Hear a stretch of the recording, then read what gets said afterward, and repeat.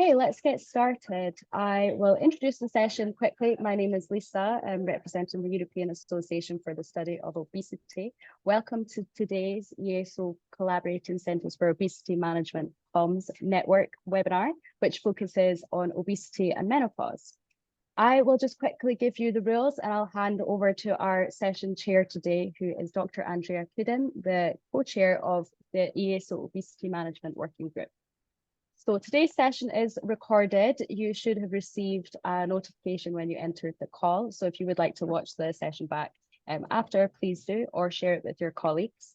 We'll have around 45 minutes of expert presentation, and that will be followed by a Q&A with our expert speakers. So if you would like to ask a question, please do use the chat section. It's not a separate Q&A, it's just the chat section we're going to be using for questions. Lastly, your feedback is very, very valuable to us. So when you leave today's webinar, you will see a feedback survey. Please complete this because it really helps inform the future schedule for these comms webinars, and it helps us understand what kind of topics you would like to see and learn more about. Okay, if you would like to follow EASO on social media, please do. There's a Twitter account and a Facebook page. I will add the links into the chat. But that's it from me. I will pass over to our expert chair, Dr. Andrea Kudin, to introduce the session and the speakers. Thanks a lot. Thank you. Thank you very much, Lisa, for the presentation and these important messages of housekeeping. And thank you, everybody, for joining us today. We have a very interesting topic, menopause and obesity, strategies for care and management, and very good speakers to talk about first, pathophysiology of menopause and obesity by Professor Rosella Nappi, which is Professor of Obstetrics and Gynecology, President-elect of the International Menopause Society, Chief of the Research Center of Reproductive Medicine, and Director of the Gynecological Endocrinology and Menopause Unit at San Matteo Foundation of University of Pavia, Italy. And then after we learn about the pathophysiology, we learn how to manage the obesity during menopause, and the talk will be given by Professor George Mastorakos, Professor of Endocrinology at the National and Kapodistrian University of Athens, Faculty of Medicine, Greece. And then we'll have 15 minutes of Q&A and sharing some time with you and the speakers. So Professor Nappi, the floor is yours. Thank you, dear. I really appreciate the invitation, and I found in this webinar an old friend of when I was a junior researcher, and I welcome everybody to my lecture. What happened here? Well, here we are. Sorry. You will think why an OBGYN has an interest in obesity, especially regarding menopause. But this is because the first reason is that really obesity is a gender issue, and it's an ongoing pandemic nowadays, as you know very well, and we really need to help women in a diverse world in order to counteract this specific condition that is so crucial for every step of woman's life, but in particular for reproduction. And we always think about reproduction in connection with weight gain or weight loss for many different reasons, from adolescence to menopause. But we really need to be convinced that being a woman is a non-modifiable risk factor for obesity, because the reproductive milestones, they may play a role, and the way we handle reproductive milestones in terms of consequence, as we will focus our attention on the menopause, this will be relevant for the course of the condition. There are something we cannot change, for example, our genes or the age, but the way we handle this reproductive transition is really seems to be critical, and we will see it. And also we have to consider that menopause may affect other aspects related to modifiable factors, such as, for example, the way women perceive stress, the way they diet, the way they practice physical activity, and the amount of medication they may need to overcome that particular moment in their life. Think about the use of antidepressants, for example. They have a crucial role in weight control. So at the end of the day, menopause is very, very important.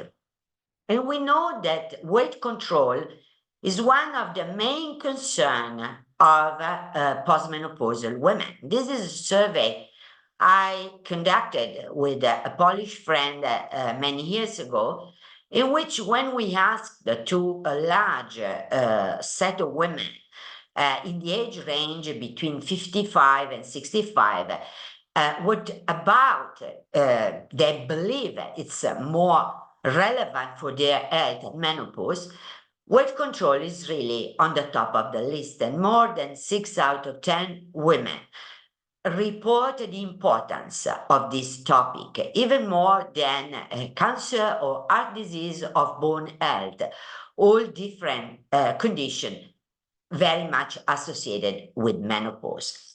And indeed, when we ask to this same sample of women, which one is the symptom you experience in your menopausal period, on the top of the list, we have hot flashes. There is the very common symptom that women, they usually report more or less in 7, 8 out of 10 women around the time of menopause and beyond. But 1 out of 2 women, they say, gaining weight is very much relevant, and I had this experience. So this is the reason why OBGYN, reproductive medicine in menopause clinic, they have to keep an eye on this condition.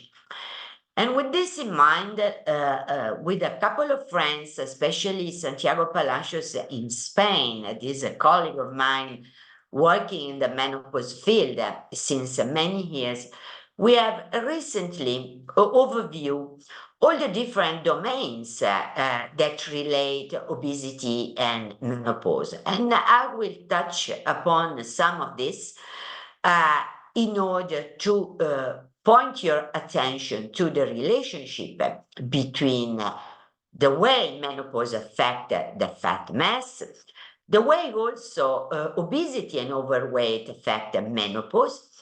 I will share you some information on some controversial data on the effect of obesity on age at menopause, and we will focus more on the effect of obesity on vasomotor symptoms, touching a little bit the relationship of obesity, osteoporosis, and fracture risk, the so-called obesity paradigm, and effect of obesity on other specific parameter of the menopause. And then I will give the floor to Georgia to introduce the way we handle obesity at the time of menopause and the choices we may have also in terms of menopause hormone therapy for these women. Let's start with the concept that weight gain per se cannot be attributed to the menopause transition. And we know this from a study that was conducted in North America. I don't know if you are aware, there is this cohort of women in North America from different ethnicity. And this cohort give us a lot of information in a longitudinal study. So in 2010, the authors, they analyzed what happened during the natural transition from premenopause to post-menopause in subsequent consultation. And you see from the graph that across the natural transition, change in menopause status was not significantly associated with development of obesity or severe obesity. And it was extremely interesting to observe that when we compare women who underwent surgical menopause with women that were in the natural premenopausal or early perimenopausal period, these women, they had a significant increase in the odds of obesity and an even higher increase, around 5, with a confidence interval that was really between 2 and 11, of reporting severe obesity. So entering menopause abruptly due to sudden ovarian exhaustion can lead to a significant amount of weight gain in menopausal women. It was interesting to observe also that African American and Hispanic women progressed more quickly to obesity across the natural transition, whereas Chinese and Japanese women progressed more slowly. Results were similar for the severe obesity class, and the only exception was that there were no difference in the cumulative incidence of obesity for Caucasian versus Hispanic. So age is an important factor. And another very important point is if obesity influences the reproductive hormone levels. So the partner of release of FSH, that you know is the hallmark of making a menopausal diagnosis from premenopause to the different stages of menopause. We can go across the late premenopausal when women, they still have a menstrual cycle with a range no longer than 7 days delay or 7 days anticipation. Then we go into the early transition in which women, they have menstrual irregularities, even 2-3 months of amenorrhea. Then late transition when there is a longer period of time between irregular bleeding. And then in the postmenopause, when women, they stop having their periods since at least 12 months. And you see, it's interesting to observe that obesity is an important factor in hormone dynamics, independent of age, race, and smoking in midlife of women. And nowadays, we still do not understand, following so many years, why this is the case. But you see very clearly that, for example, there is no difference in FSH level among different groups of BMI, so normal women, overweight, and obese across the transition. But when we are postmenopausal, women with obesity, they had lower level of FSH. And interestingly enough, these women, they have a significantly higher level of estradiol during the postmenopausal period. And this is completely at variance what happened during premenopause. Indeed, in premenopause, it's interesting to observe that women, they are in the normal weight range, they have higher estradiol level. And we can have many explanations that are easier during the post-menopause, because we know that there is a conversion to estrogen from the peripheral tissue, the adipose tissue, is converting to estradiol, and this is extremely critical for oncological risk, especially estrogen-dependent cancer, you know very well endometrial cancer type 1, and even breast cancer and many other conditions, they may be affected by erratic presence of estrogen without the anti-proliferative effect of progesterone that we see during the fertile age. Another very interesting point that we really need to study better is the association between BMI and the age at menopause. I believe you are aware that in general, across the world, menopause occurs usually between 45 and 55 years of age, and is much less common to have premature menopause. We know that 1 out of 100 women enter menopause before 40, and around 7-8% enter menopause in the age range between 41 and 45. And a minority enter menopause later on, following the age of 55. When we look at the Swan cohort, the one I showed you before, you see that there was no association between obesity and the age at natural menopause in North America in women of different ethnicity. And there was an association between surgical menopause and obesity. We saw that obese women, they enter menopause early due to surgery, and they gain also more body weight, as I've shown you. However, an international pool analysis of not so many prospective studies, by the way, supported a previously reported association between higher BMI and later menopause. If you think about, you have more estrogen, so you may bleed erratically.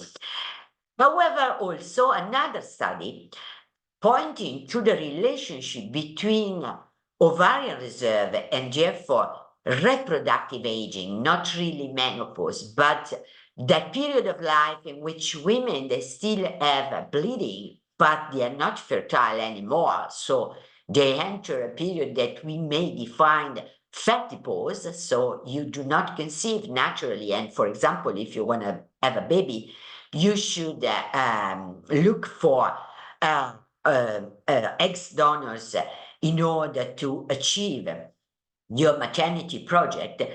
In this context of reproductive medicine research, you see that this biomarker that we name anti-Mullerian hormone, that is not a hormone that we measure to diagnose menopause, but we really need measure to diagnose how many eggs are left for reproduction. You see that this biomarker is significantly lower in women with obesity than in those without obesity. And BMI was negatively correlated with MH levels in all study population. There are many explanations about this concept, and the most plausible is that the inflammatory condition associated with high BMI can induce an early aging of the ovarian tissue, especially the granulose cells. They are so sensitive to low-grade inflammation. And yet, in a very recent study, it has been suggested that lower MHA serum levels during the menopausal transition could be indeed associated with higher markers of obesity, especially the inflammatory ones, and may be predictive of future obesity-related cardiometabolic complication. And this is very important nowadays, and this is a huge topic of research in the menopause medicine setting, because we really need to understand which one are the women that will benefit more from preventive strategies at midlife and when we have erratic menstruation.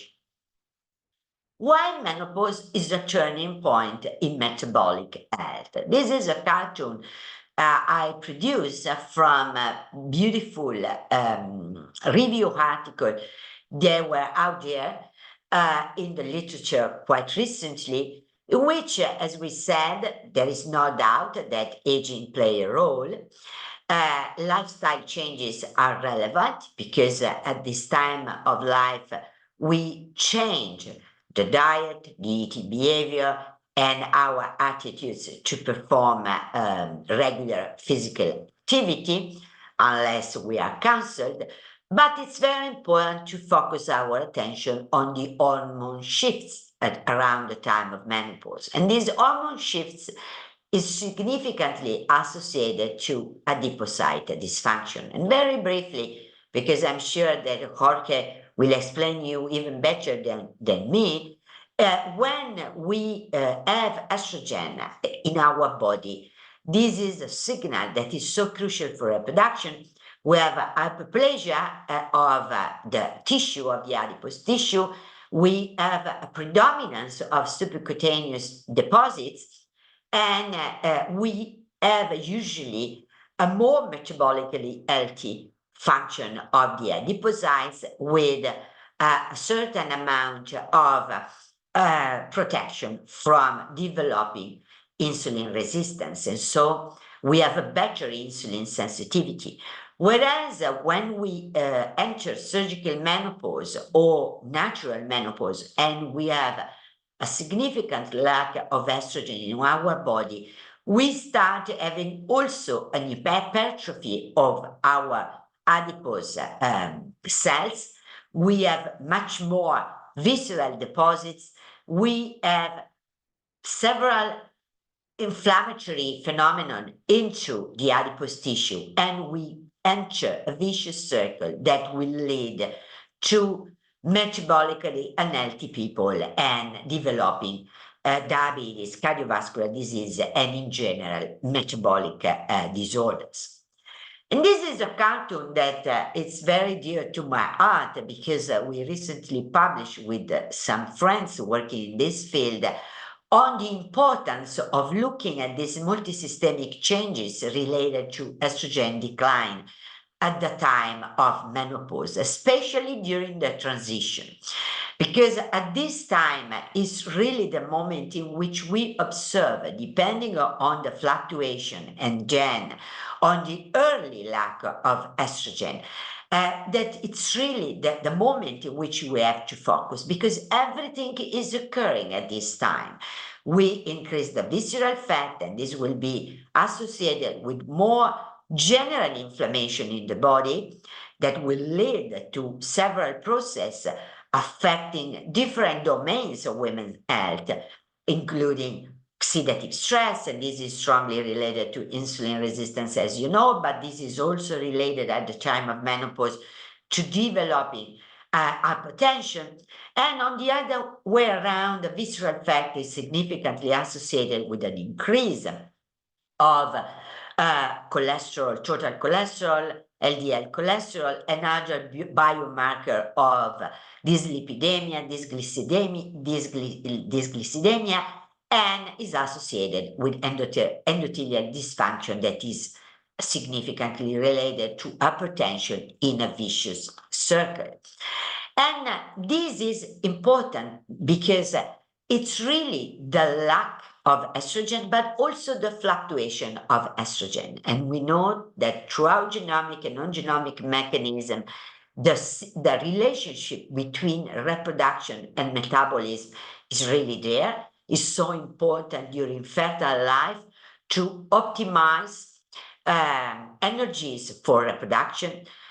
During when you conceive a baby, we see a lot in infertility clinic. Think about polycystic ovarian syndrome associated with the metabolic phenotype, but this is even more important during the pregnancy because estrogen, they affect the energy balance and even eating behavior, and affect the adipose tissue, the B-cell function survivor, insulin sensitivity, and lipid homeostasis, and energy homeostasis, not only in the adipose tissue or the pancreatic islands, but also in the liver, in the muscles, and at multiple levels within the body.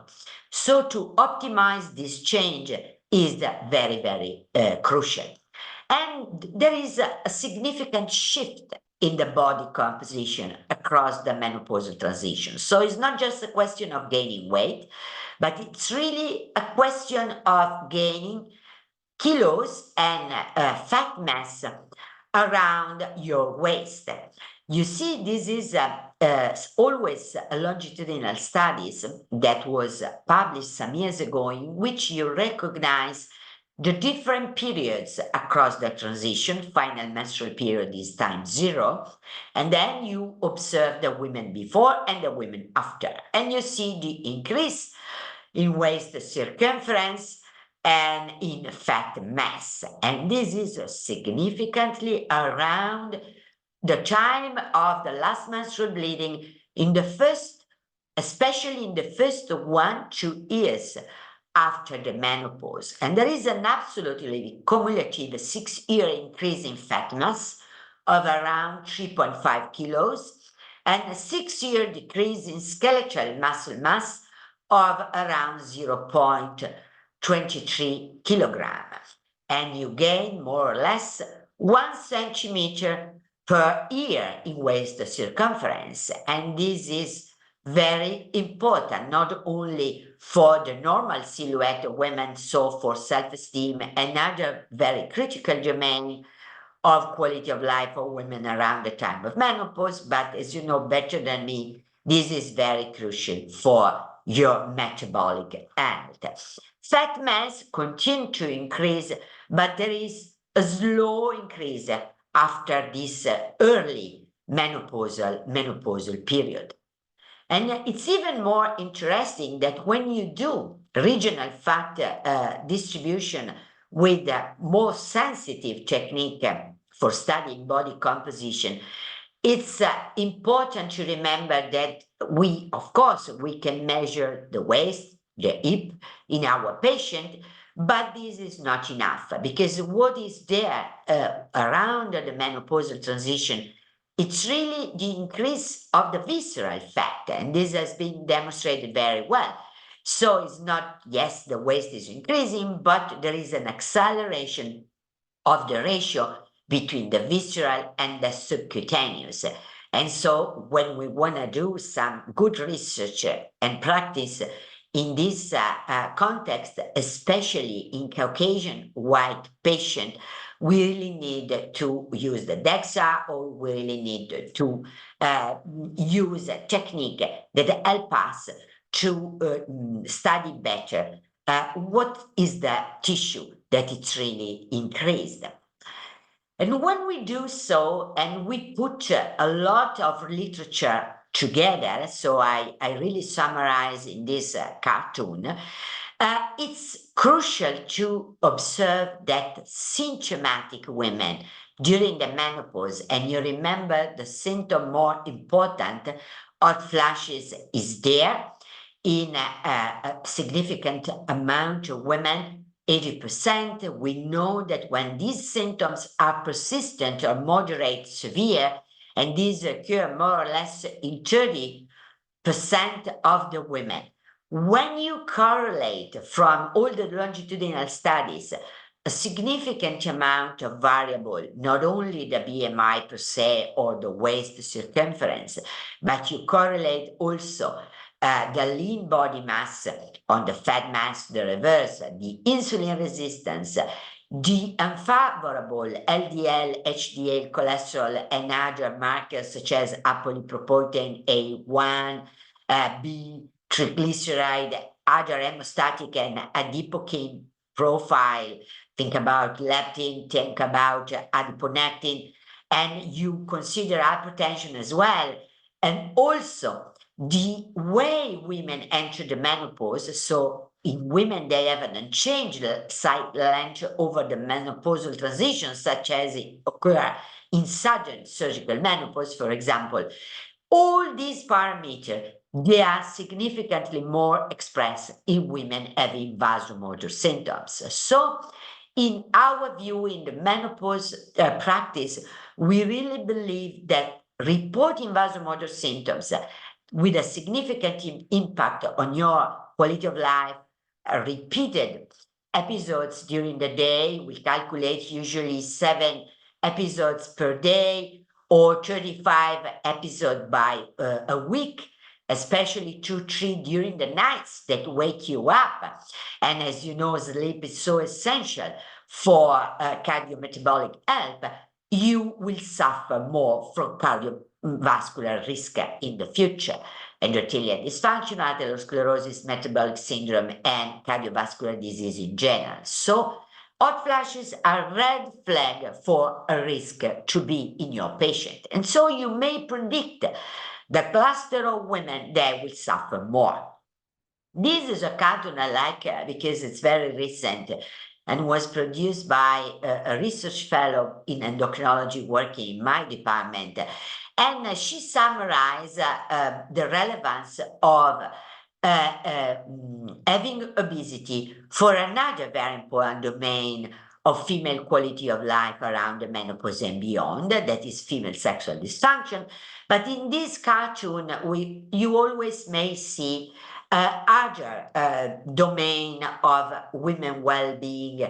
They are always there, even during the fertile age, but they are much more relevant during post-menopause. For example, urinary incontinence, a lot of comorbidities that women they may have, obstructive sleep apnea, and we may list even more.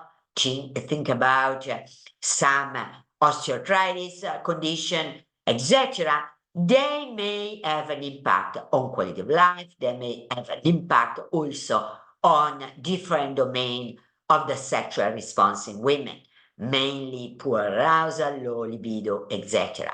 And also this cartoon is nice because it summarizes what we know already about the obesity condition.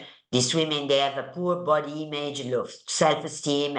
There is a lot of stigma, as you know. You are working so hard to counteract this stigma.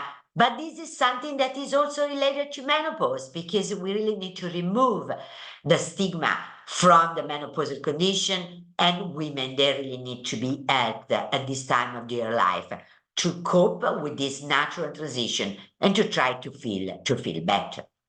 And to end my talk, I want to share you a couple of data we have on the controversial issue of osteoporosis. As you know very well, we consider the bone mineral density in our working day in the menopause clinic, because osteoporosis as a risk factor is significantly associated with estrogen deprivation.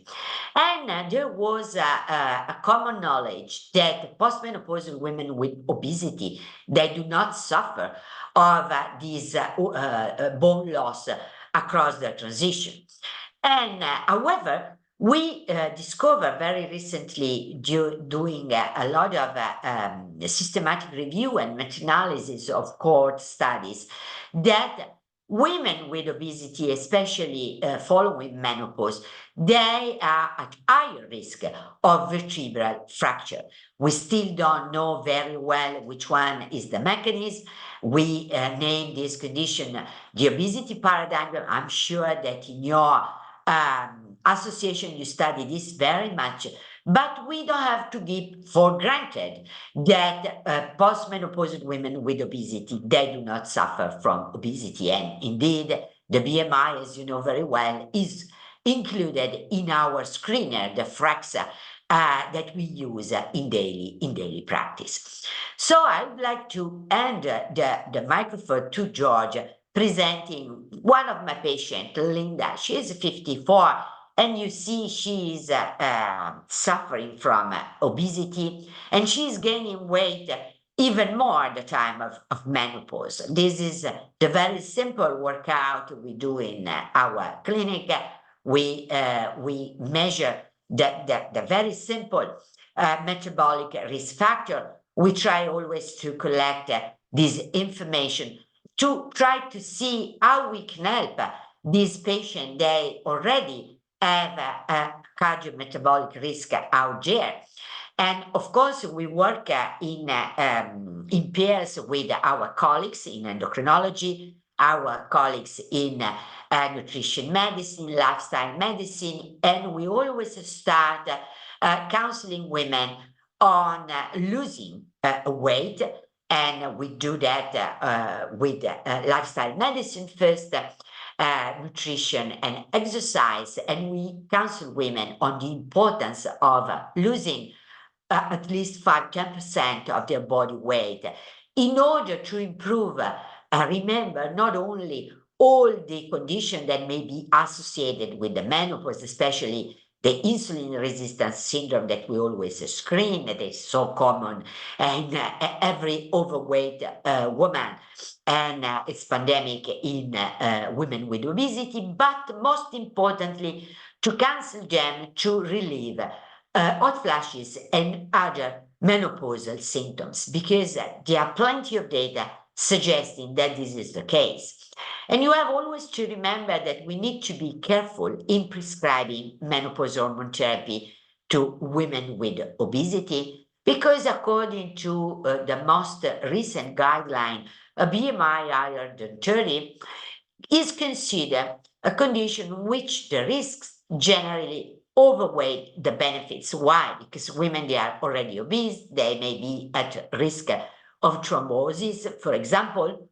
But it's important to remember that transdermal estradiol may be considered, especially now that we have more possibilities to combine with also natural progesterone. And we have plenty of data out there suggesting that the bioidentical hormones, the traditional one, the one they are studied in clinical trial, not the compounded one, they may be safely used in obese women.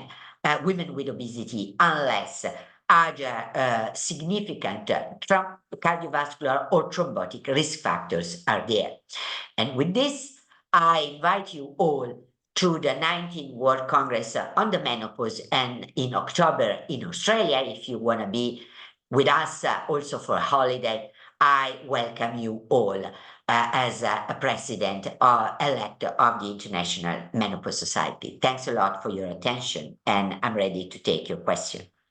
Thank you very much. We are a little bit late, and for the interest of time, we'll move to the next talk of Professor Mastorakos, and hopefully we'll have time to answer one quick question in the end. If not, Lisa, maybe we can collect the questions that will be written on the chat and try to answer them after that. So please, Professor Mastorakos, the floor is yours. Thank you. Thank you very much. After this wonderful introduction into the issues regarding menopause and obesity, thank you, Andrea, for introducing me. And I'll try to use a red pen in order to show some points regarding my slides. I was advised to divide my talk to these parts, like consideration for managing obesity in menopause, crisscrossing with other health conditions, and then in yellow, the holistic approach to obesity management in menopause, together, if we have time, with a case study similar to that one presented by Professor Nappi. I will go very quickly over issues which have been very nicely touched already by Professor Nappi. And so everybody now knows that during the future years, women are going to spend more and more time in menopause. So at some time, maybe in the next 50 or 100 years, women are going to stay more in menopause than in their hormonal period of life. For example, today 95% of women arrives at menopause and over 50% at the age of 75, whereas the life expectancy is more than 40 years in Western countries for women reaching menopause. Just to remind you, we have already since about 2010 used this kind of presenting the premenopausal and the postmenopausal period of time, which includes the menopausal transition, and this refers to years which change from woman to woman, And you can see that this straw representation includes the changes in menstrual cycles and the changes in important hormones markers such as FSH levels. We're eventually going to use it. So how do we have in menopause, which might be related directly with the development of obesity, rapid hypoestrogenemia, eventually unhealthy nutrition and low physical activity. And we'll see how this is influenced by the decrease of estrogens. And as already very nicely mentioned, the increase and redistribution of fat mass from gynoid to abdominal obesity. Regarding us clinicians, the use of waist circumference as a marker and waist to hip ratio, it can be very, very helpful in order to distinguish this redistribution. Of course, if we have possibility to have access to DEXA scans, then that would be the best. With and without estrogens, already mentioned that estrogens are very, very important because they, especially regarding the subcutaneous fat, we usually tend to call it the good fat, tend to decrease lipogenesis and increase lipolysis, eventually through the epinephrine effect. And the other point I would like to mention is that as far as it has to do with the central nervous system, the estrogens decrease feed consumption and they increase activity and energy expenditure. This is very interesting. Estrogens are going kind of inducing women to expend more energy. And actually, it's just taking a look on the famous Krebs cycle, which produces the energy in all the cells of our body by production of ATP. You see that all enzymatic stages of this pathway are influenced positively by estrogens. So when we ovarectomize rats, like you have with the full black rectangles, then you see their weight going up. But if you give them estradiol in the gray circles, you see that you can reverse this phenomenon. But not only that, also you can reverse the phenomenon of developing insulin resistance. And what says insulin resistance? Insulin resistance means hyperinsulinemia and increase of fasting insulin. So when to these ovarectomized rats, you substitute the lack of estrogens by estrogen administration, this hyperinsulinemia goes down. So again, estrogens help to decrease insulin resistance.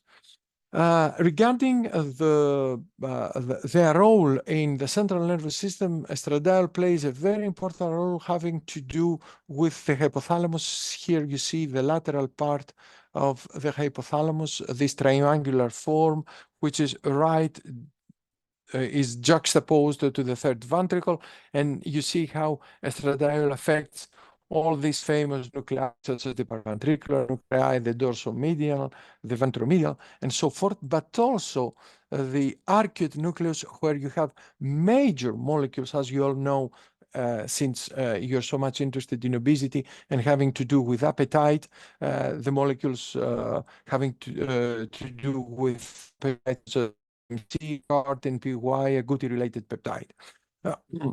The interesting thing is that estrogen acts as a powerful anorexigenic agent on the human body, although both obese and non-obese menopause groups had relatively equal estradiol concentrations, suggesting, as Professor Napi already mentioned, the potential effect of other factors having to do with energy homeostasis, and there comes the lifestyle and the daily dietary intake.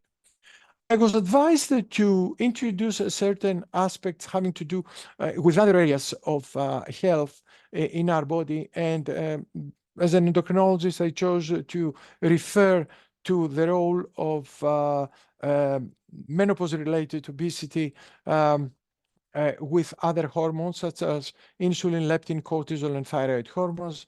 taken as examples. And just starting with insulin, you can see that this time having to do with visceral obesity, not subcutaneous obesity, you see that estradiol blocks lipolysis from visceral obesity through its ERA, ER alpha receptor, and then it decreases the levels of free fatty acids.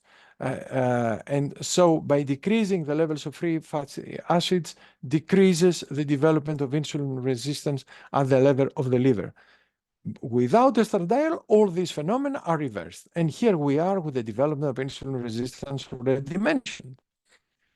What is insulin resistance means, and how does it work through the adipose tissue, particularly the visceral adipose tissue? You have seen already nice adipose tissue cells, the yellow ones, but as you have seen in the previous pictures, you have these smalls here which increase in number, and these cells are macrophages. Macrophages are related to inflammation. So when the visceral obesity is increased, inflammation goes up. Who is the marker? What is the marker for inflammation? C-reactive related protein. And there you see that the more the trunk fat increases, the more CRP goes up, and the straight line has to do with the correlation in male, whereas the dotted line in female. And you see that in menopause, this correlation in females starts to get the same slope as in males. And this again goes with the redistribution of the fat and the transformation of the pear-shaped obesity in women to apple shape obesity in menopausal women. And when you try to correlate this CRP, a wonderful marker of the development of adiposity together with the metabolic syndrome, you see that this marker rather correlates with the androidal fat mass. And we know that the more CRP, the more the features of the metabolic syndrome increase from 1 up to 5, the more the CRP goes up. So here we have to correlate the metabolism of the change in metabolism in menopausal women who becomes a person with obesity towards the development of metabolic syndrome. And indeed, here you see how women in menopause who have normal BMI, excessive BMI, and women have metabolic syndrome, they tend to have more insulin, so hyperinsulinemia and C-peptide. So it's clear that insulin resistance develops together with the increase of their leptin levels, a clear marker of the increase of adiposity. But this goes as well in parallel with the development of molecules clearly related to inflammation, such as the pro-inflammatory cytokine interleukin-6 and PIA-1.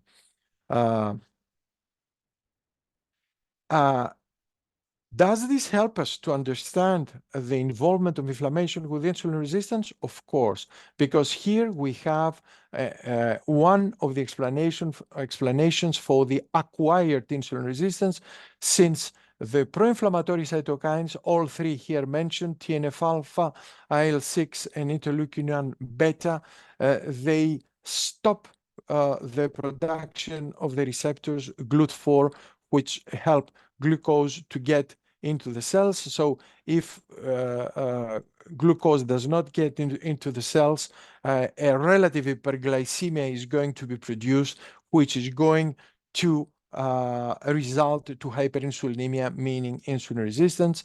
And the same, equally, these three molecules influence a wrong transmission of the message of insulin through its receptor in the interior of the cell.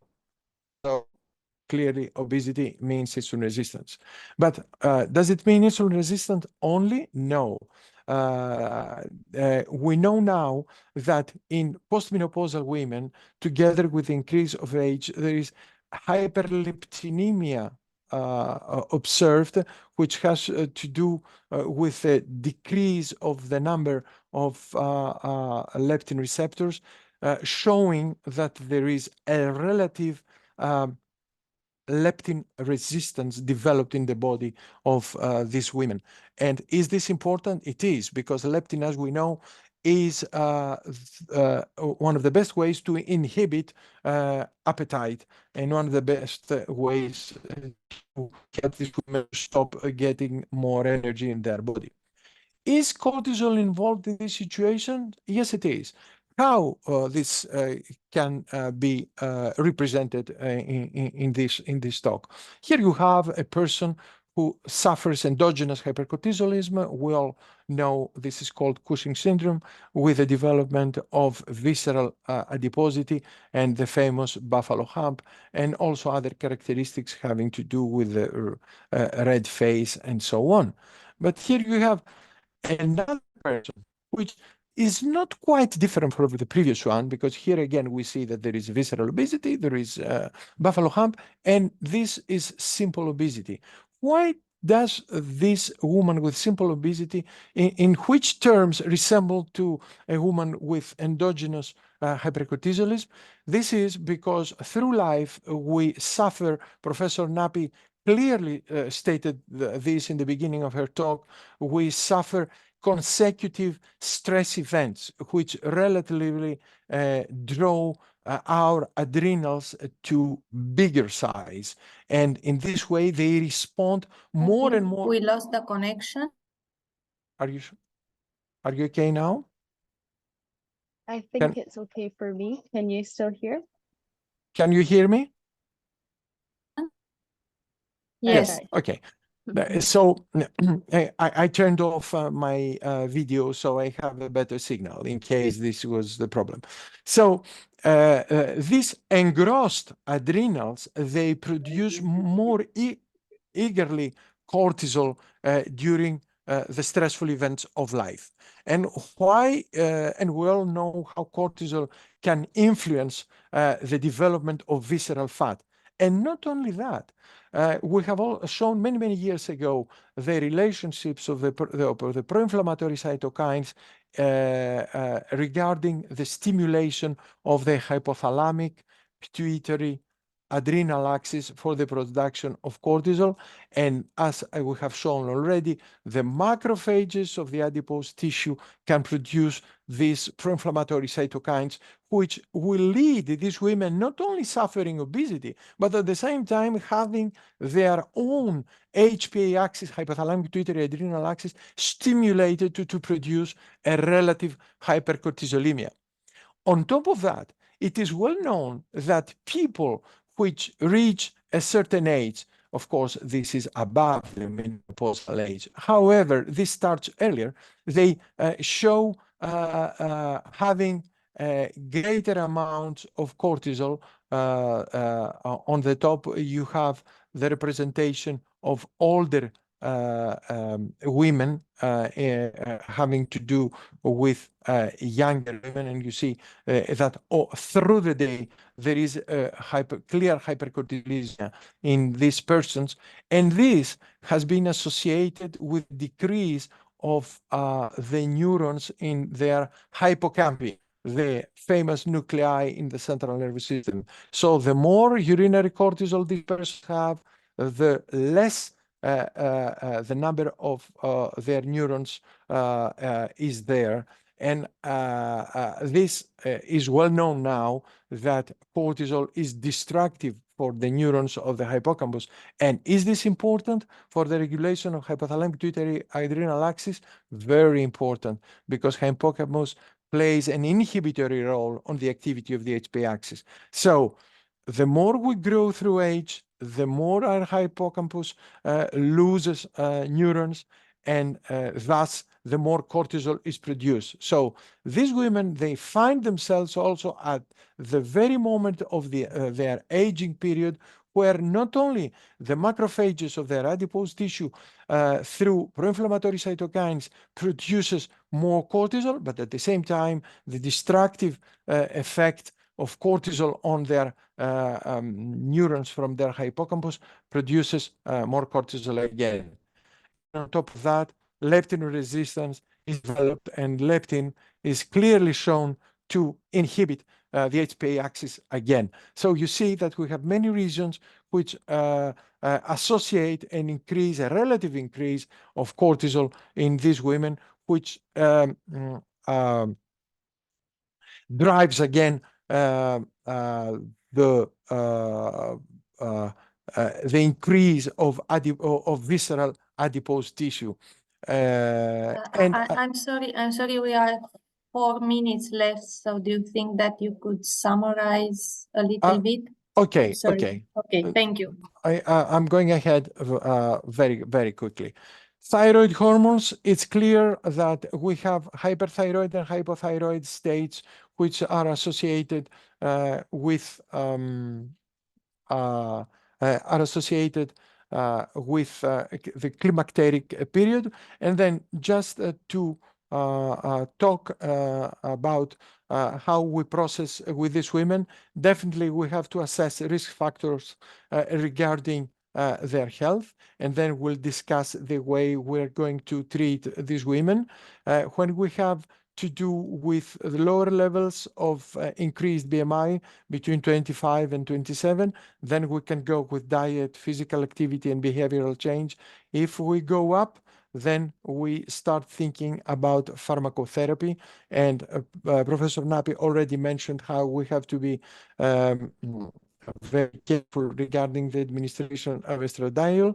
The nutritional interventions, I'm very prone to suggest a Mediterranean diet is very beneficial, and a recent nice review by Gonsalves et al. Has summarized the effect of 7 studies in menopausal women of the efficiency of nutrition. I will go over this. The exercise is important. However, after 24 months, we have not to overestimate its effect, because you see that the exercise per se alone cannot produce loss of body weight in those women. However, it is very important for decreasing visceral fat, as you can see here. And this is very important, especially when resistance exercise is associated with nutritional intervention. And resistant exercise is very important because it increases the global physical capacity of these women.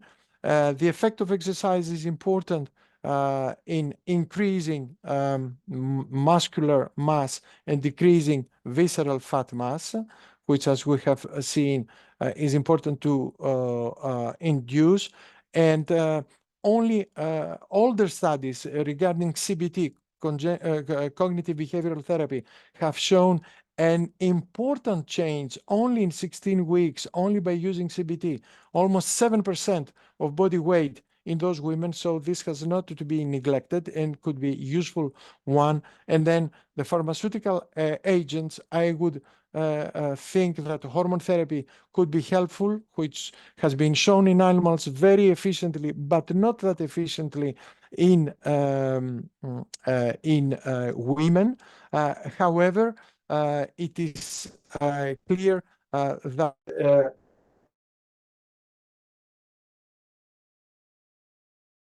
fat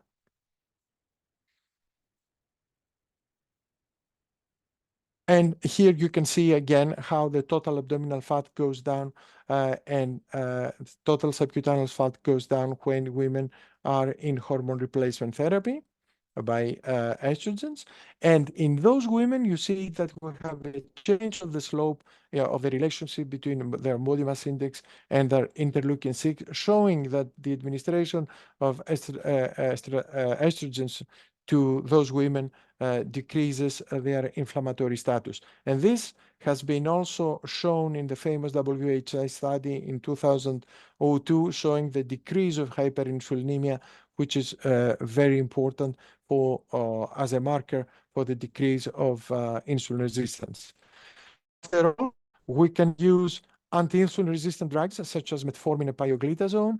We can use gastrointestinal lipase inhibitors such as orlistat, and of course GLP-1 analogs and others to come in the future. When should we use pharmacotherapy? Obese patients with a BMI over 30, overweight patients with a BMI of over 27, but with other related risk factors. And when patients are unable to achieve weight loss despite their best use of lifestyle approaches to diet, physical activity, and behavioral changes, and when patients' weight stabilize before their goal weight is attained. So to summarize this, and I will go over my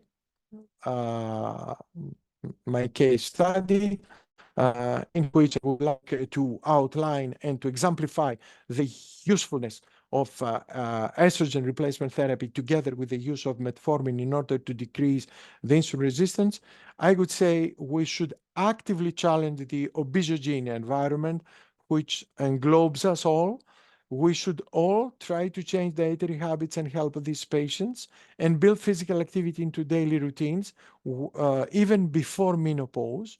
This is very important. So the fight against the menopausal obesity starts much earlier, I would say even in adolescence. Establish lifelong habits for nutrition, physical activity, and we should prescribe exercise. This is something which has to do in our everyday practice, and advice for hormone therapy according to the suggestions of Professor Napi, already very well described, when appropriate and properly administered, wherefore the patches, and of course we protect uterus by prescribing progesterone, and I would say micronized progesterone is thank you for listening. Thank you very much for these very interesting talks and really necessary for women and not just for them. For the interest of time, we'll collect the questions. I think, Lisa, that there are 3 or 4 relevant questions, so we'll be answering them and then in the next days, you'll have the answers.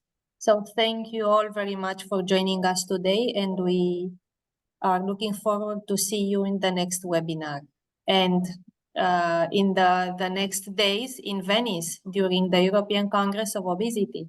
So see you soon. Goodbye. Bye. Thank you very much, Andrea. Thank you. Thank Thank you. you. Thank you. Bye, everybody. Bye. Bye, everyone. Thank you. Thanks for your questions. Bye-bye. Thanks.